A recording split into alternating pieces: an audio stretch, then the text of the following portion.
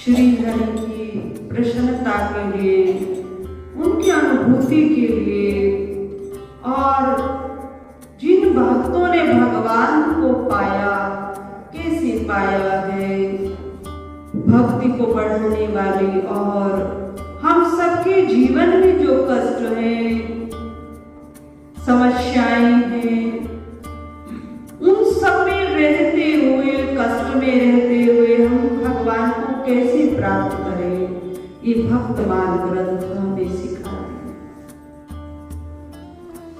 भक्तमाल ग्रंथ विस्तृत ग्रंथ है, कोई छोटा ग्रंथ ये नहीं है, और भगवान के 24 अवतारों की संक्षेप में कथा नहीं है, बहुत विस्तृत कथा। जहां भगवान कथा होती है वो 9 दिवसीय रहती है, और लगभग यदि एक टाइम भी की जाए तो 4 या 5 घंटा कथा रहती है। अभी अपने बरेली के आनंद आश्रम में भक्तमाल ग्रंथ की कथा चल रही। भक्तमाल ग्रंथ में श्री नावरदास जी महाराज ने इस ग्रंथ को लिखा, तो प्रियदास जी महाराज इसके बारे में चर्चा कर रहे, बता रहे, सामान्य पृथ्वी पर सामान्य व्यक्तियों को भक्तमाल ग्रंथ के विषय में बताते हैं और कहते हैं भगवान 24 अवतार धारण कर पृथ्वी पर आए। 24 अवतारों में हम सब ने एक ही दिन में राम अवतार की कथा को भी सुना, फिर कुछ समय कृष्ण अवतार की कथा को भी हमने सुना। कथा चल रही है भक्तमाल कथा, भगवान के 24 अवतारों की कथा चल रही है। परंतु यदि कोई भाई या बहन केवल उसी दिन आया हो या केवल 2 दिन आया हो, पीछे भी राम कथा का थोड़ा सा चर्चा रही, अगले भगवान अवतार रही, फिर अगले समय में फिर से राम अवतार चर्चा, फिर कृष्ण अवतार चर्चा। अब उसको लगा कि देखो महात्मा जी एक ही दिन में राम कथा पर पहुंच गए और उसी समय भागवत कथा पर पहुंच गए, ये क्या सुना रहे। अब ये शिकायत भी पहुंच गई, महाराज जी क्या सिखा रहे हैं व्यास पर बैठकर, कभी भागवत कथा कभी राम कथा। अब जिसने सुना नहीं, 1 दिन है 2 दिन है, केवल राम अवतार कथा, कृष्ण अवतार, तो ना तो उसे प्रारंभिक पता है और ना उसको ग्रंथ के बारे में पता है, चर्चा कहाँ चल रही। तो भक्तमाल ग्रंथ में ये जितने 24 अवतार हैं, सबके अलग भी पुराण बने हैं। मत्स्य पुराण अलग है और भगवान के कृष्ण अवतार 10वां स्कंद अलग पुराण बना दिया है। तो इस प्रकार ये चर्चा चल रही है, पर उस बात की जैसी जिज्ञासा, अगर लेना भी किसी को नहीं आता तो व्यासपीठ ही क्यों, उसको भगवान ब्रह्मा जी भी दे नहीं सकते। जिसको लेना ही नहीं आता उसको यदि अमृत भी दिया जाए तो वो कहेगा ये जो दे रहा है ना, अगर अमृत होता तो ये दे ही नहीं पाता, ये उसको हमको प्रदान ही नहीं कर पाता। क्यों? क्योंकि उसको लेना नहीं आता। तो जिस बताया किसी ने तो हमको तो हंसी आई। मैं तो बहुत कम तो प्राणी कथा में आ रहे हैं, उसमें से भी कोई ऐसा निकल आया कि राम कथा से कृष्ण कथा पर, कृष्ण कथा से फिर राम कथा पर। चलो अच्छी बात है, बढ़िया। तो भगवत कृपा से आज कल व्यास अवतार की कथा रही। भगवान ने कला रूप में अपने अंश से अवतार ग्रहण किया, अर्थात भगवान गर्भ से ही पृथ्वी पर आए। कलात्मक रूप से भगवान ने वेदों का, पुराणों का, इनका सब अध्ययन स्वयं भी कर और इनको सरल और सहज बना किया, इनको रचकर सामान्य पुरुषों को हम सबको प्रदान किया। उसके पश्चात वर्तमान ग्रंथ में श्री प्रियादास जी महाराज आगे कहते हैं कि नाभादास जी महाराज ने प्रभु अवतार की कथा को कहा है। भगवान ने प्रभु अवतार कैसे लिया? भगवान प्रभु अवतार में हम सबको कुछ देने आए। भगवान जब भी दया धर्म पर आए हैं तो हम सबको सुख देने आए हैं, कष्टों की निवृत्ति हेतु आए हैं, धर्म की पुनः स्थापना हेतु आए। तो प्रभु अवतार में भगवान ने मनुष्यों को ज्ञान नहीं था, वनस्पतियों का ज्ञान नहीं था। प्रभु अवतार में भगवान का प्रकट्य कैसे हुआ? जो प्रभु राजा के पिता थे वे बहुत नास्तिक थे और इतने नास्तिक थे कि सामान्य जन को भी कष्ट देते थे। कोई राजा कहाँ बैठता है, राजा के अधीन राज्य रहता और वे प्राणी यदि दुरात्मा हो, नास्तिक हो, अधर्मी हो, तमोगुण प्रधान हो तो फिर राज्य कैसे सुखी रहेगा, कैसी प्रजा सुखी होगी? पहले संत महात्माओं ने आकर बहुत समझाया, पर विधि का विधान अभी जो चर्चा करें, किसी को यदि हम अमूल्य खजाना भी दें और उसमें पात्रता नहीं है तो वह उसको ग्रहण नहीं कर सकता, नहीं ले पाएगा। संतों ने समझाया पर आज्ञा का उल्लंघन किया। जब संतों ने देखा एक राजा एक प्राणी के कारण प्रजा दुखी है, सामान्य जन दुखी है, तो साधु संतों ने मिलकर मंत्रों में बहुत शक्ति होती है, पर आज उन मंत्रों को तांत्रिक प्रयोग करते हैं। मंत्रों में बहुत शक्ति है, मंत्रों से वशीकरण, बंधन, मारण, उच्चाटन ये सब संभव है। पर हमारे जो शुद्ध सात्विक संत हुए हैं उन्होंने उस विद्या को छुपाया। क्यों? क्योंकि अस्त्र और शस्त्र उसके हाथ में शोभा पाते हैं जिसमें योग्यता है। अब जिसमें योग्यता नहीं है उसको यदि हम अस्त्र दे दें तो उसका गलत प्रयोग करेगा।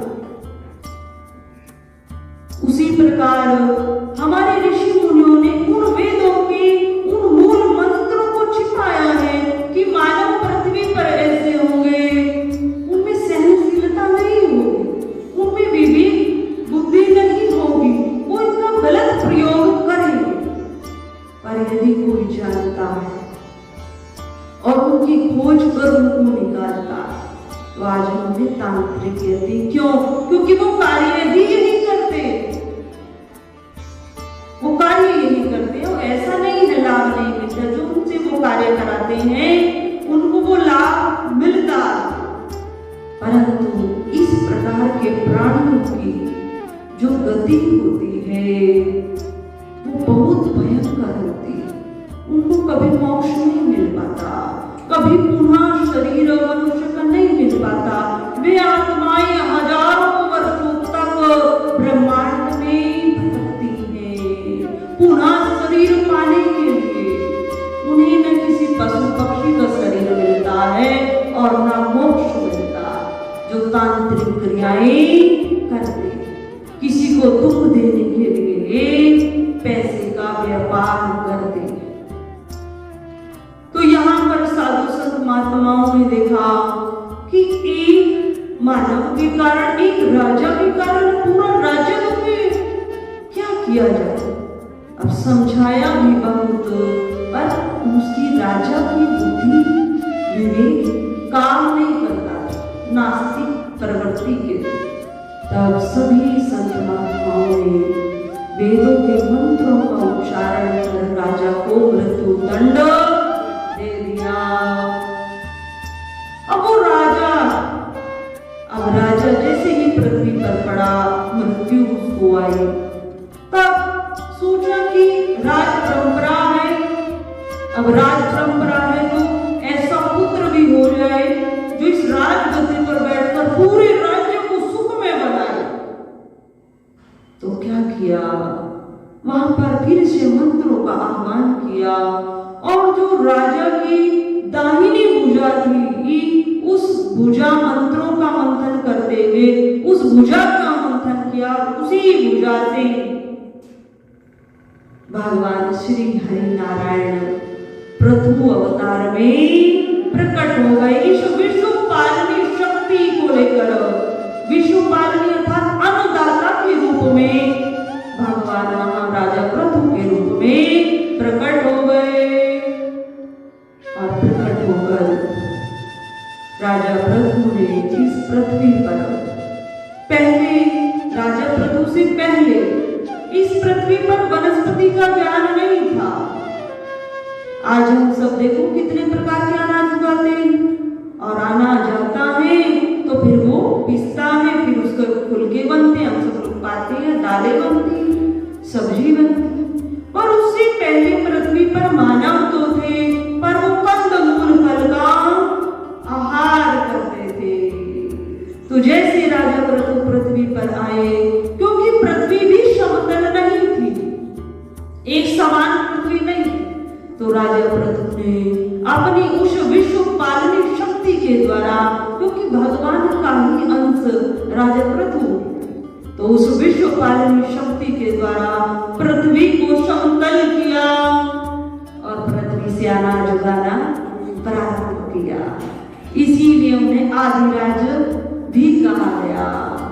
और राजा प्रभु की एक पहले माने कई ग्रंथों में पढ़ी है पुत्री भी थी और उस पुत्री को उन्होंने बहन के रूप में माना। वे पुत्री उनकी नहीं थी, अन्य कोई राज्य में ही वे पुत्री थी। उस पुत्री को भी उन्होंने अपनी बहन माना, तो उन्हीं के नाम पर उनका भी नाम पृथ्वी पड़ गया। इस पृथ्वी का उद्धार करने के लिए, इसे उपजाऊ बनाने के लिए, हम सबको अन्न प्रदान करने के लिए, वनस्पति का ज्ञान देने के लिए भगवान राजा प्रभु के रूप में इस पृथ्वी पर आए।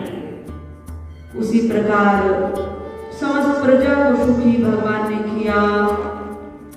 अब श्री प्रियदास जी महाराज कहते हैं, श्री नाभादास जी महाराज ने श्री हंसावतार की कथा कही। श्री हंसावतार, हम सब जो साधु जन जो अति विद्वान हो जाते तो उनके आगे हंसाचार्य लगा देते। उसका क्या सेंस है? हंस किसको कहा गया? हंस में क्या विशेषता?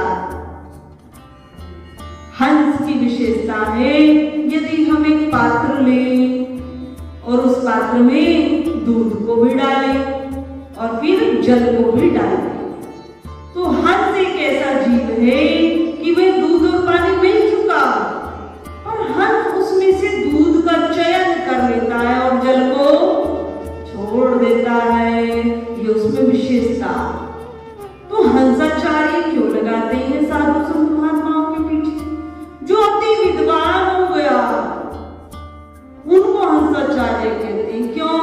क्योंकि वे संसार में रहते हैं और संसार में ही विषय विकार, तो इस संसार में रहते हैं, समाज के बीच रहते हैं, परिवारों में भी शयन करते हैं, परंतु इन सब के बीच में रहकर भगवत रूपी भगवत भक्तों के रस के आनंद का पान कर लेते हैं और विषय विकारों को जो छोड़ देते। इसीलिए उन्हें हंसाचार्य कहा जाता।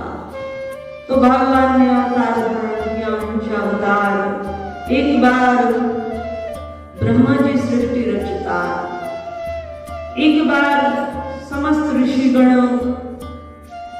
भगवान ब्रह्मा जी के पास आए। उन ऋषियों में किसी ने शब्द ऋषि जी की कथा कही है, कोई सनकादिक कहते हैं, पर ऋषिगण ब्रह्मा जी के पास आए और कहने लगे, पितामह आपने तो सृष्टि को रचा, हमारे हृदय में कुछ प्रश्न, कुछ संदेह है, उसको दूर कीजिए और हमें तत्व ज्ञान प्रदान कीजिए।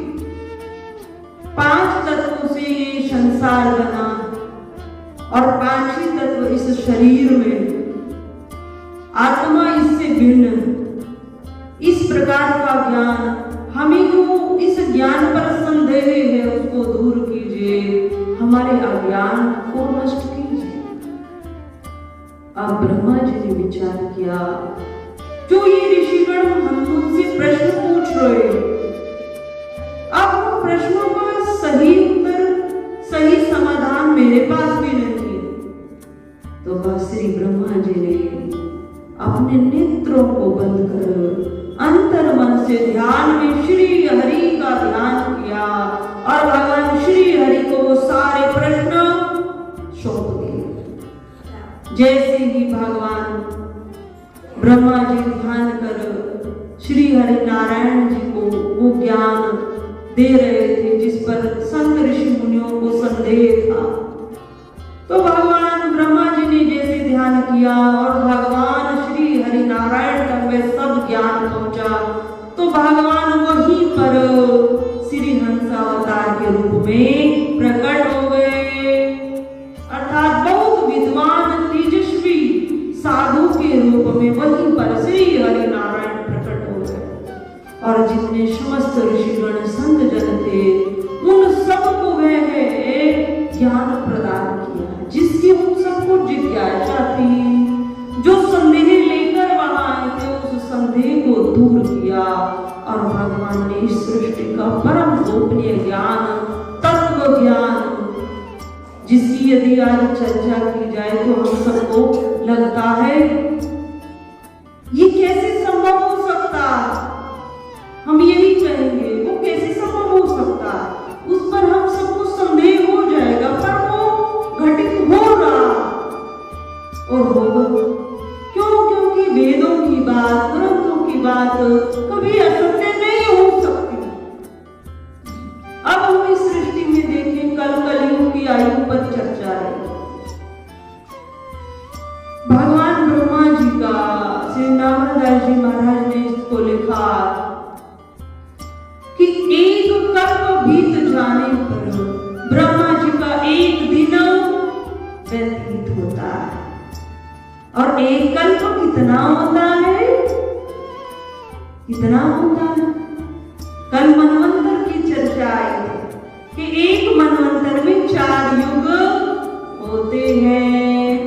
सतयुग है, त्रेता है, द्वापर है, कलयुग है। 4 युग एक मनवंतर में होते हैं और कलयुग की आयु सबसे ज्यादा कम है और उसकी अभी बहुत शेष है, प्रथम चरण में हम हैं। तो जब मनवंतर बीतते हैं, तो जब 1000 मनवंतर बीत चुके होते हैं तब एक कल्प होता है। जब 1000 मनवंतर बीत चुके होते हैं, चारों युग 1000 बार आकर बीत चुके होते हैं, तब एक कल्प होता है और वो एक कल्प ब्रह्मा जी का एक दिन कहलाता।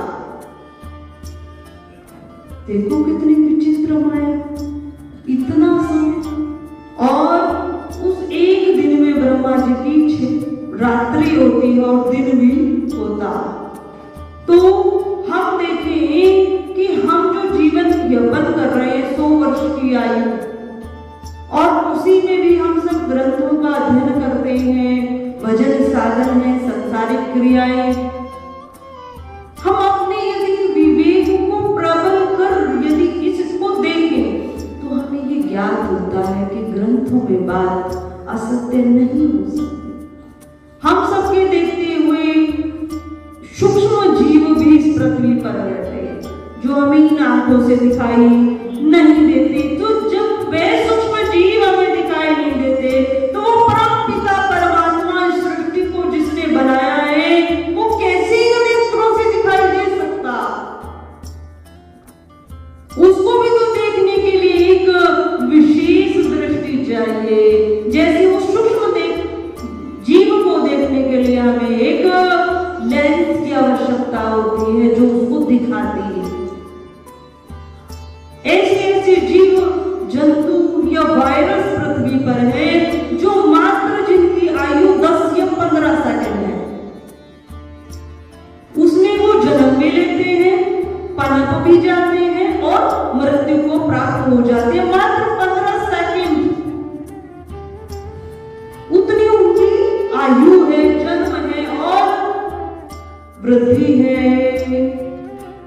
तो उनके लिए देखो हमारी संख्या, हमारी एज कितनी। अब उसी प्रकार उसी अनुभव से सृष्टि चल रही है और वह मृत्यु हो जाती है, पर अपनी जो प्रजाति के हैं उनकी वृद्धि करके जाते हैं। जिस प्रकार एक मानव 15 सेकंड में उनका पूरा जीवन व्यतीत हो जाता उन वायरसों का, तो उसी प्रकार हम सबका जीवन है। भगवान शिव ने मां पार्वती को यही कहा था, हे उमा, जो तुम मेरा अनुभव पूछती हो ना, कि मैं ग्रंथों की चर्चा नहीं कर रही हूं, मैं तो आपका अपना निजी अनुभव जानना चाहती हूँ। आप इतने समय तक भजन करते, ध्यान करते, आप समाधि में रहते और भगवान की समाधि को समाधि नहीं होती, बहुत अवधि की समाधि भगवान शिव लेते। तो मैं आपसे पूछना चाहती हूँ, आपका अपना अनुभव क्या? तो भगवान ने उमा को क्या कहा, मां पार्वती से क्या कहा? बहुत विचारणीय प्रश्न है, बहुत विचारणीय प्रश्न है। यदि हम इसका विचार करते रहेंगे तो इस संसार के प्रति जो मोह है, ममता है, आसक्ति है, वो नष्ट हो जाएगी। बहुत विचारणीय चौपाई क्या कहा, उमा कहूं मैं अनुभव अपना, सत हरि भजन जगत सब सपना। हे उमा, अगर इस संसार में कोई सत्य है तो वो ईश्वर है। सत्य केवल ईश्वर है, हरि है, और ये संसार तो मात्र कल्पना है, मात्र सपना है। सपना था असत्य, कल्पना। जिस प्रकार हम शयन करते हैं उसमें हमें सपना अवस्था में हम होते हैं और हम विभिन्न प्रकार की घटनाओं को देखते हैं, और उस सपने में भी कई बार होता है हम रो रहे होते हैं, हम उस स्थान पर गए नहीं हैं पर जहां होते हैं। तो क्या उस समय हमें ये लगता है हम सपने में हैं? नहीं लगता है, उस समय तो हम उस स्थान पर होते हैं। परंतु जब जागृति आती है तब लगता है आज मैंने इतना भयंकर सपना देखा, आज मैं अमुक स्थान पर गया था। और कई लोग तो बहुत डर जाते हैं, वो तो सर्च करते हैं, संतों से पूछते हैं, अमुक मुझे ऐसा घटित सपना दिखा, ऐसी घटना मुझे दिखी, मैं सपने में भी भयभीत हो गया, रो रहा था, रोती रोती मेरी आंखें खुल गई। तो जब हम उसमें जो हमें अनुभव होता है उस सपने में, उसकी अनुभूति हमें होती है, जो अनुभव हम करते हैं, और जब जागते हैं तो लगता है ये सपना था। तो क्या जब अब हमारे साथ ये सब काल्पनिक संसार में हमें, जब इससे हम जागेंगे तो लगेगा रे हम तो परमात्मा के अंश हैं, ये तो सब कल्पना मात्र है, सब लीला हो रही थी, सब लीला। भगवान ने एक डुबकी लगाई थी और सुदामा को लीला दिखाई थी, केवल एक डुबकी लगाई थी और सुदामा जी को अपनी माया दिखाई थी। सुदामा देखना चाहते हो ना मेरी माया, उसमें सुदामा जी को राज्य भी मिल गया, विवाह भी हो गया, पुत्र भी हो गए, और फिर पत्नी भी चली गई। पहले पुत्र चला गया, फिर पत्नी भी चली गई, और सुदामा विलाप करते हुए जल से बाहर आ गए। मात्र एक डुबकी लगाई थी भगवान ने। तो कहने का भाव, ऐसे ग्रंथों में लिखा है, संतों ने कहा कि रामायण की एक चौपाई हम सबका उद्धार करने वाली, ग्रंथों का एक श्लोक हम सबका उद्धार करने वाला है। भक्तमान कथा की यदि एक अवतार भगवान की कथा हमारे जीवन में आ जाए, केवल एक अवतार है, तो हम सबका उद्धार करने वाले, क्योंकि परमात्मा हम सबके उद्धार के लिए ये सब लीलाएं करते। इसी प्रकार आगे भगवान नाभादास जी भगवान के विषय में कहते हैं, भगवान ने अहिंसा अवतार धारण कर ऋषि मुनियों की जिज्ञासा को शांत किया और जिज्ञासा को शांत कर भगवान वहीं पर अंतर ध्यान हो गए, वहीं पर अंतर ध्यान। आगे नाभादास जी महाराज ने ध्रुव को वरदान देने वाले श्री हरि अवतार की चर्चा की। बहुत ही सुंदर कथा है, जितना सुने मन नहीं भरता।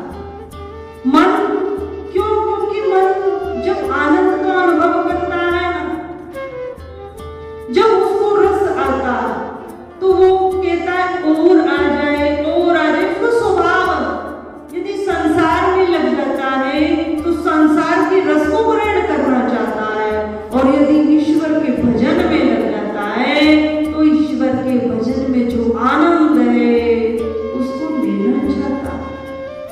तो ध्रुव जी की कथा, भगवान ने श्री हरि अवतार धारण किया। ध्रुव बहुत नन्हा सा बालक, स्वयं मनु हुए हैं और उनके पुत्र थे उत्तानपाद। उत्तानपाद जी महाराज बहुत सात्विक थे, धार्मिक भी थे, और राजा के यहाँ परंपरा रहती थी बहु विवाह परंपरा। उसी के अनुसार 2 विवाह भी पूर्ण हुए। 2 विवाह में राजा की भी कुछ अनुरोधे छोटे वाली रानी से ज्यादा रहती, और छोटे वाली रानी का नाम था सुरुचि, और बड़े वाली जो ज्येष्ठ रानी थी उसका नाम था सुनीति।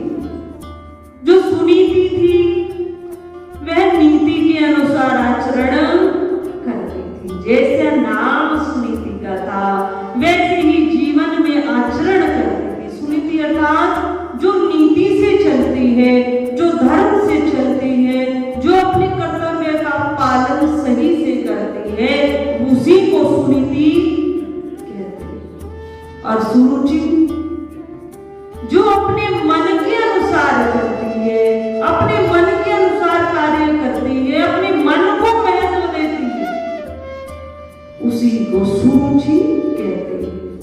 अर्थात एक मन की गुलाम है और एक का मन गुलाम है और एक मन की गुलाम है। तो 2 रानियां उत्तानपाद की, दोनों को समय अनुसार एक पुत्र की प्राप्ति हुई। पुत्र भी कुछ दोनों के बड़े हुए।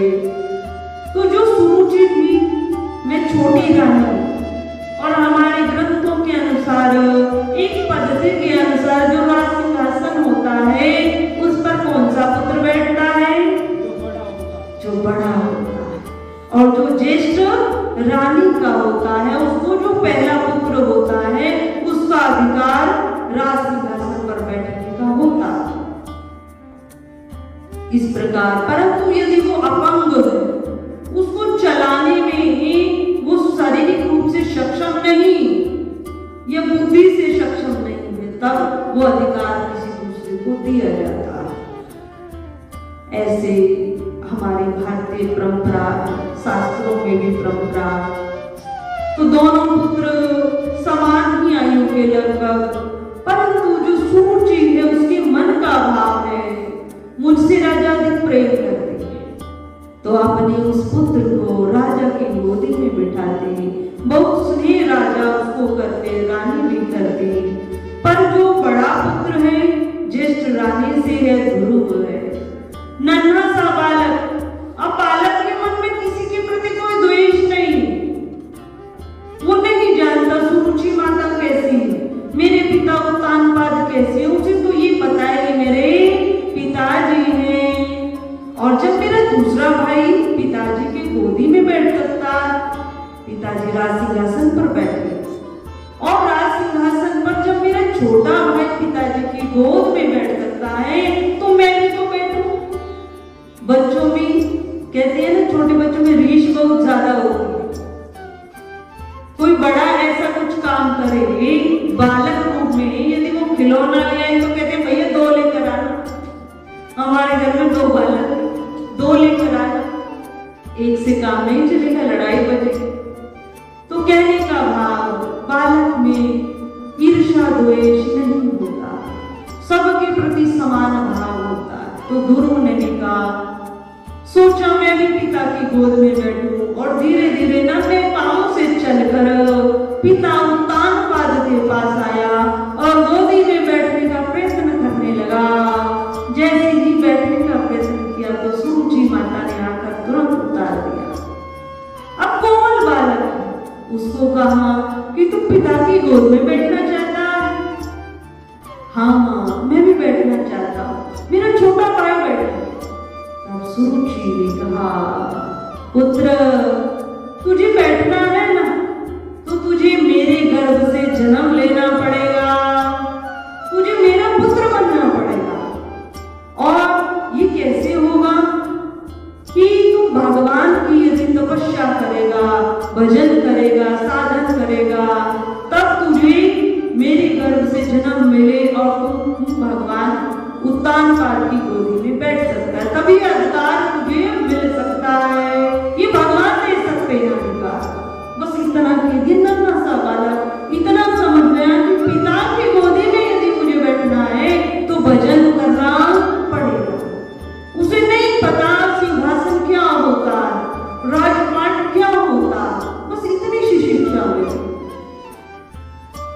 दौड़ता हुआ मन में यही भाव है कि सुरुचि माता ने मुझे यही कहा, जैसे कोई छोटा सा काम होता है वो करके आपके लिए कार्य हो जाएगा। उस प्रकार सुनीति माता के पास आया, माँ से कहने लगा, माँ मैं आज पिता की गोदी में बैठना चाहता था, पर सुरुचि माता ने मुझे रोक दिया और ये कहा। तब माता ने कहा, वे भी तेरी माँ, यदि तुझे भजन के लिए आज्ञा दी और भगवान की गोदी में तुझे बैठना और तुझे राज सिंहासन पाना है तो बेटा तब अवश्य करना पड़ेगा, तुझे भगवान अवश्य तेरा अधिकार देंगे। क्योंकि वो माँ जानती है किसको क्या अधिकार मिलना चाहिए। तो सुनीति माता के हृदय में ये बात है कि मेरा ज्येष्ठ पुत्र है और महाराज की मैं ज्येष्ठ पत्नी, तो अधिकार तो ध्रुव का है ना, कि यदि तुझे तेरा अधिकार दे सकते हैं तो केवल भगवान दे सकते हैं, केवल भगवान का भजन कर। कैसे करना है, कहाँ जाना है, किस जंगल में भजन करना है, ये ध्रुव को नहीं ज्ञात है। ध्रुव को नहीं पता है राजपाट क्या है, ध्रुव को तो केवल पिता की गोदी में बैठना है। मन में यही भाव। नन्हे पांव से चलता हुआ ध्रुव 5 साल का बालक जंगल में आया। जंगल में आया, माता को विश्वास है जाको राखी साइया मार सके न कोई, बाल ना बांका कर सके जो जग बैरी होए। यदि मेरे पुत्र की आयु राज सिंहासन उसको मिलना तय तो अवश्य मिलेगा। हाँ, प्रयत्न हमें करना पड़ेगा, प्रयास करना पड़ेगा। माँ के हृदय में ममता भी है, प्रेम है, पर विधि के विधान पर भरोसा भी। ध्रुव जंगल में आए और जैसे जंगल में आए भगवान को प्राप्त करने के लिए, भगवान से वरदान मांगने के लिए। भगवान अंतर्यामी है, सब कुछ जानते हैं। जंगल में आए, अब जंगल में हिंसक पशु जिसके बारे में ध्रुव को ज्ञात नहीं कि वो मार भी सकते। ध्रुव जंगल में आए हैं, अटूट श्रद्धा विश्वास भगवान पर है, भगवान मुझे अवश्य वरदान देंगे। परंतु कहते हैं ना, गुरु के बिना ज्ञान नहीं और गुरु के बिना मोक्ष ही नहीं। गुरु ही हमें ईश्वर की प्राप्ति का, ईश्वर की अनुभूति का, ईश्वर की कृपा प्राप्त करने का साधन बता सकते हैं। वे सरल और सुलभ ज्ञान हमें गुरु ही दे सकते हैं। जंगल में आए तो गुरु जी के रूप में नारद जी भ्रमण करते हैं पृथ्वी का, ब्रह्मांड का।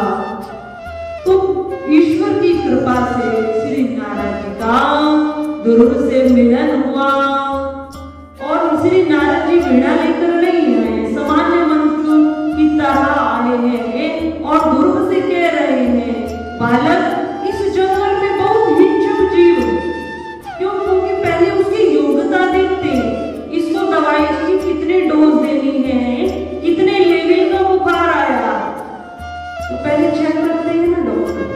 तो उसी प्रकार संत जन भी उसकी योग्यता को देखते हैं। श्री नारद जी ने कहा, हिंसक जीव है, बालक तुम घर लौट जाओ, ये जंगल है, इसमें भोजन नहीं मिलेगा, रात्रि में घोर अंधेरा हो जाता, तुम कैसे रहोगे, कहां पर शयन करोगे, कैसे कंदमूल फल का आहार करोगे, तुम वापस घर लौट जाओ। पर ध्रुव बालक अपने घर से गृह त्याग कर हृदय में इसी बात का निश्चय कर घर से आया है कि ईश्वर से मुझे वरदान पाना, ईश्वर की भक्ति मुझे करनी। तो जब उस दृढ़ता को देखा, उस दृढ़ संकल्प को देखा श्री नारद जी ने, तो मन में अति प्रसन्न हुए और हरि का मार्ग दे दिया। उस सहज और सुलभ श्री हरि का द्वादक्षर मंत्र ओम नमो भगवते वासुदेवाय, ओम नमो भगवते वासुदेवाय, इस प्रकार का यह द्वादक्षर मंत्र श्री नारद जी ने प्रदान कर दिया। जब भक्ति मार्ग पर हम चलते, यदि हमारे संकल्प में बहुत शक्ति, दृढ़ संकल्प है, तब परीक्षा भी होगी, पर परीक्षा के पश्चात हमें प्रभु का मार्ग देने वाला अवश्य मिल जाएगा, प्रभु की प्राप्ति कराने वाला अवश्य गुरु हमारे जीवन में स्वतः आ जाएगा, ढूंढना नहीं पड़ेगा, हमें केवल उसके योग्य बनना, उन परीक्षाओं में हमें सफल होना। हनुमान जी ने को विभीषण जी ने क्या कहा, अब मोहि भाव भरोसा हनुमंता, बिनु हरि कृपा। अब मुझे भरोसा हो गया है कि जो मैं भजन साधन करता हूं ना, वो राम तक पहुंच जाता। विभीषण का भाव है कि अब तक मैं भजन साधन करता था, मुझे ज्ञात नहीं वो राम तक पहुंचता था या नहीं, और अब मुझे भरोसा हो गया है कि आज संत के रूप में आपको पाकर मुझे हृदय में विश्वास हो गया है कि राम की कृपा से, प्रभु की कृपा से जीवन में संतों का मिलन होता। और जिस पर भगवान राम जी की कृपा हो जाती है, भगवान की कृपा हो जाती है, उस पर ये चौपाई भी आई है, जा पर कृपा राम की होई, ता पर कृपा करे सब कोई।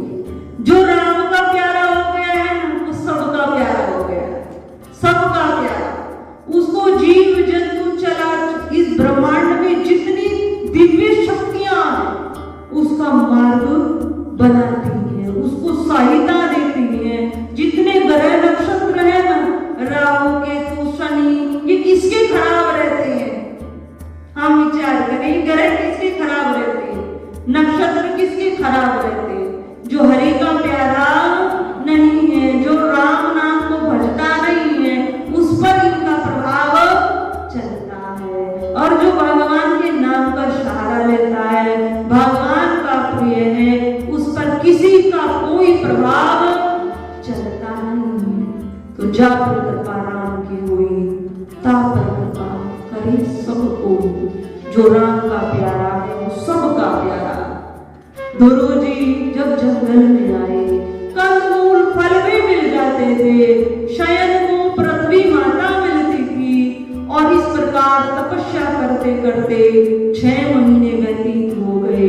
पर ये वातावरण भी अनुकूल हो गया, जीव जंतु जो हिंसक जीव थे वे सब अनुकूल हो गए, पूरा ब्रह्मांड अनुकूल हो गया। सोम नारद जी संत के रूप में आकर अमूल्य, बहुत सरल, सुलभ ध्रुव जी को मंत्र प्रदान कर गए। तपस्या प्रारंभ हुई, मात्र 6 महीने की तपस्या से भगवान श्री हरि नारायण को प्राप्त कर लिया। भगवान जब ध्रुव के सामने प्रकट हुए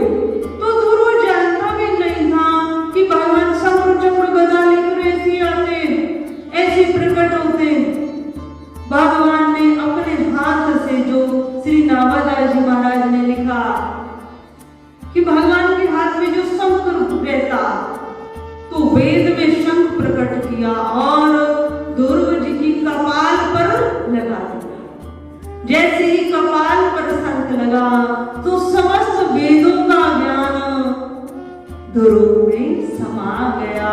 वरदान नहीं मांगा था, ध्रुव ने वरदान नहीं मांगा था, उससे पहले ही भगवान ने इस क्रिया को किया, तो समस्त वेदों का ज्ञान ध्रुव के अंदर समाहित हो गया। और ध्रुव ने जब पहचाना श्री हरि नारायण मेरे समक्ष मुझे वरदान देने के लिए प्रकट हुए हैं, तो वेदों की वाणी के अनुसार की स्तुति करने लगा। नन्हा सा बालक ध्रुव ने वेदों के अनुसार भगवान की स्तुति को किया। भगवान अति प्रसन्न हुए हैं। और अब तक ध्रुव के मन में था भगवान आएंगे और मुझे वरदान भी देंगे, और कैसे आएंगे ये सब ज्ञात नहीं था कि मुझे अपने पिता की गोदी में बैठना। और अब जो वो ज्ञान मिला, वेदों का ज्ञान मिला है, भगवान का स्पर्श मिला है, तो ध्रुव ने भगवान से क्या मांगा?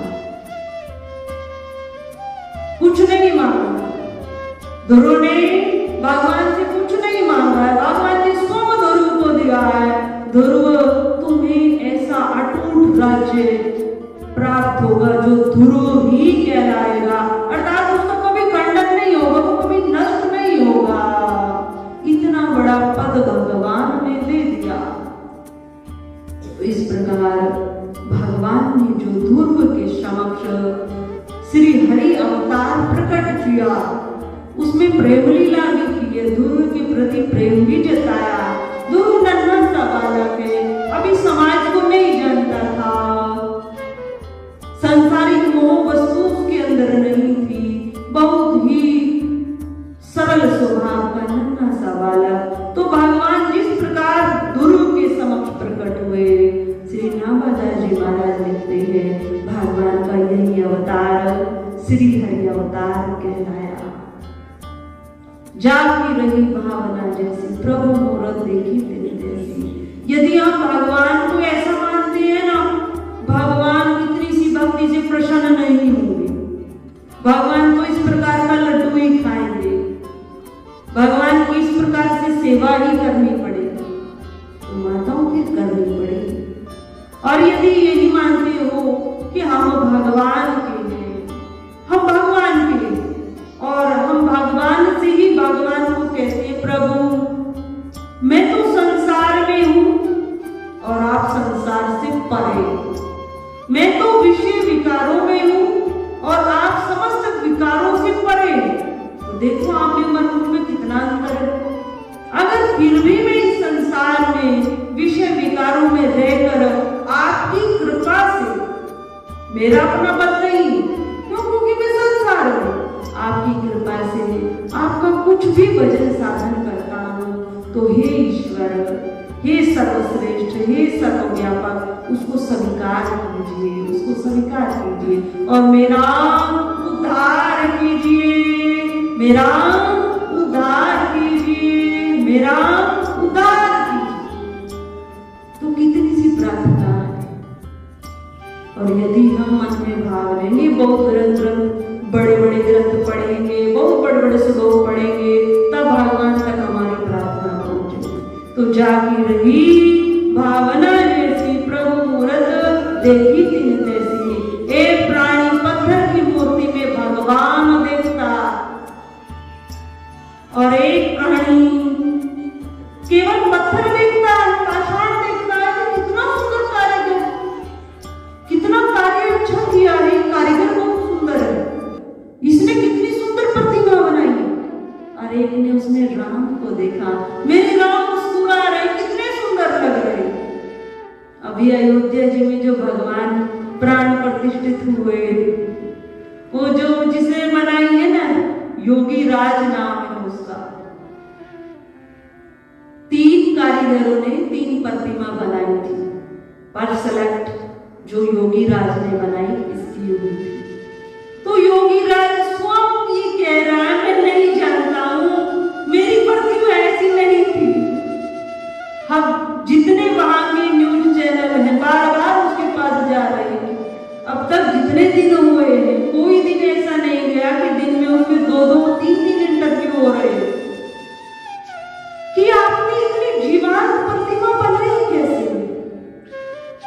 बार बार एक ही बात कहता है कि मुझे नहीं ज्ञात। और जब राम मंदिर में प्राण प्रतिष्ठित होकर मैंने स्वयं भी दर्शन पाए तो मुझे लगता ही नहीं है मैंने ये प्रतिमा बनाई है, मुझे नहीं लगता।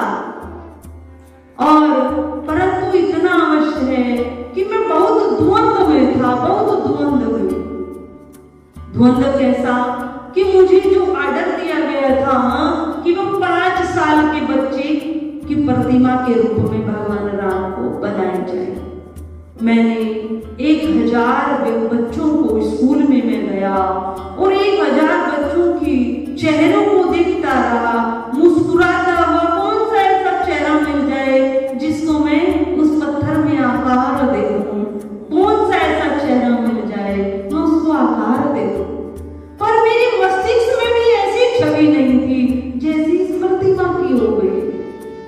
इतनी जीवंत प्रतिमा, तो कहने का भाव जैसी जिसकी भावना रहे, वो स्वयं भी कहता है ये ईश्वर की कृपा है, मेरी अपनी सामर्थ्य नहीं कि मैं इस प्रकार की इतनी जीवंत मुस्कुराती हुई प्रतिमा को बना सकूं।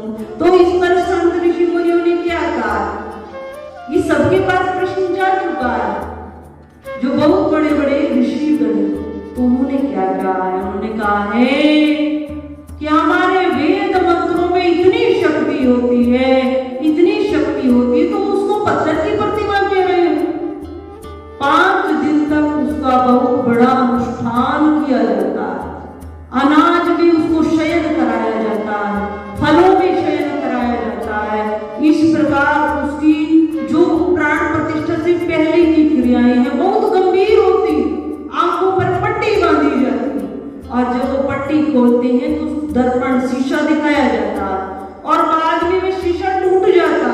क्यों? क्योंकि वहां पर 5 दिन तक, जबकि राम भगवान की क्रिया तो 7 दिन तक चलेगी प्राण प्रतिष्ठा की। वेदों की ध्वनि, मंत्रों की ध्वनि गुंजायमान होती है और वेदों में इतनी शक्ति कि मर्द शरीर में प्राण आ जाए, इतनी शक्ति वेदों के मंत्रों में। तो क्या वे भगवान की प्रतिमा, आप वे प्रतिमा नहीं है, वो साक्षात भगवान राम जी हैं। हम सबकी सामर्थ्य नहीं थी कि हम उनके दर्शन भी कर पाए। उनकी कृपा से हम उस पाषाण में भगवान को देख रहे हैं। तो वो पाषाण नहीं है, वो साक्षात भगवान ही है, साक्षात भगवान। तो उन्होंने यही कहा कि वेद मंत्रों की ध्वनि में बहुत सामर्थ्य है, उनसे भगवान तो सर्वव्यापक है, कण कण में है। एक मृत शरीर में भी प्राण डाले जा सकते हैं। तो इस प्रकार भगवान जाग रही भावना जैसे उसको वैसे ही दर्शन दे रहे हैं। सब भगवान के दर्शन पा रहे हैं, कर रहे हैं। तो चर्चा चल रही थी, चर्चा भगवान की चल रही थी, जागी भावना रही जैसे। तो एक व्यक्ति भगवान को पत्थर की मूर्ति में केवल पत्थर दिखाई देता है, अति सुंदर है, भगवान का चित्र अंकित है, और एक मानव को भगवान दिखाई देते हैं। तो जैसी जिसकी भावना होती है उसी के अनुसार फल भी। तो अब बताओ हमारा सबका भाव कैसा होना चाहिए? हम भगवान के दर्शन करें या फिर भगवान में, पत्थर में भगवान को देखें? हम पत्थर की प्रतिमा बहुत सुंदर बनाई है, पर है पत्थर। तो हम सबका भाव कैसा होना चाहिए? उसी के अनुसार हमें फल मिलेगा। तो हमारी उच्चतम भावना होनी चाहिए। उच्चतम भावना था जितना हम प्रयत्न कर उसमें भगवान को निहार सके, भगवान के दर्शन पा सके, उतना हमें लाभ लेना चाहिए। बार बार प्रणाम करने से भी सिद्धि प्राप्त होगी। यदि किसी को सिद्धि प्राप्त करनी है ना, कि जीवन में कभी अभिमान न आए, ऐसी सिद्धि प्राप्त करें हम कि अभिमान न आए, तो सिद्धि प्राप्त करने का मूल मंत्र है कि भगवान जहां पर भी ईश्वर के दर्शन हो जाए, जहां पर ज्योति जगती हुई दिखाई दे जाए, चाहे वे अपनी हो चाहे अन्य किसी भाई ने जगाई, तुरंत वहां पर हम अपने सर के के साथ प्रणाम करें, अर्थात मस्तक को झुकाते हुए हाथों को जोड़कर प्रणाम करें। अपने बुजुर्ग जो घर में पूर्वज अपने हैं, यदि वो बहुत शुद्ध सात्विक रहे हैं तो उनके चरणों से हम स्पर्श करते हुए हम प्रणाम करें। तो यदि हम दिन में इस प्रकार की क्रिया 7 बार, 5 बार या 9 बार में नित्य प्रति करते रहते हैं तो ये सिद्धि प्राप्त हो जाती है और जीवन में कभी अभिमान नहीं आता। इस प्रकार हम भगवान को हर समय निहारते हुए प्रणाम करते हैं। परम पूज्य श्री साध्वी ब्रह्म ज्योति सरस्वती जी के प्रवचन प्राप्त करने हेतु दिव्य वाणी चैनल को सब्सक्राइब करें, वीडियो को शेयर करें और अपने परिजनों पर अवश्य भेजें।